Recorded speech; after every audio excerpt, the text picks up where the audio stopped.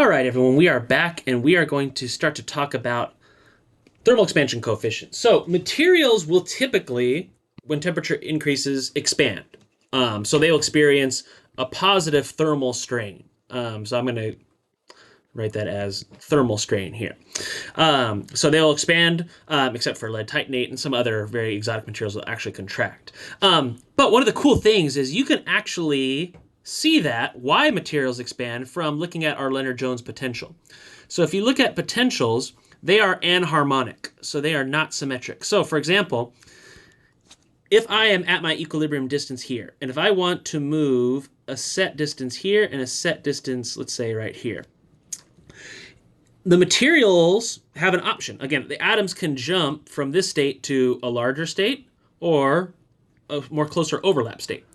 So if I look at the energy penalty to jump here to here, a larger distance, I'm going to pay this amount of energy. But if I'm going to jump from here to here, you can see on this curve, I'm going to pay this amount of energy. So due to these, basically, the shape of our interatomic potential and the fact that obviously electron clouds, they don't want to be, you don't want to see the positive ion cores touch each other. This potential explains why materials actually thermally tend to expand. And the way that we capture this thermal expansion is from a volumetric thermal expansion coefficient alpha. So to calculate the strain, we're going to use this strain, basically a thermal expansion coefficient, which is unitless, but it's in inverse T. So alpha is basically in units of inverse K, because I'm going to multiply by the change in temperature that the material experiences. So the thermal strain is going to be equal to alpha times delta T, and that will give me basically a unitless strain. You can see some values for materials here, but typically in an exam in this course, we're going to give you those values. So don't use these as like given information. We don't really know, but that's just for your information, just to give you some typical examples and values. But don't take those as given.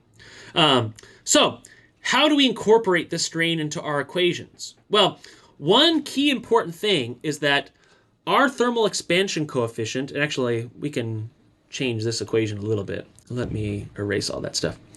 Our thermal expansion will only occur for our normal strains, epsilon 1, 1, epsilon 2, 2, epsilon 3, 3. For cubic materials, a thermal expansion cannot produce shear strain unless there's other constraints and weird things that are happening, but that's for a more advanced course. So we can add on to this expression plus thermal expand ET delta IJ.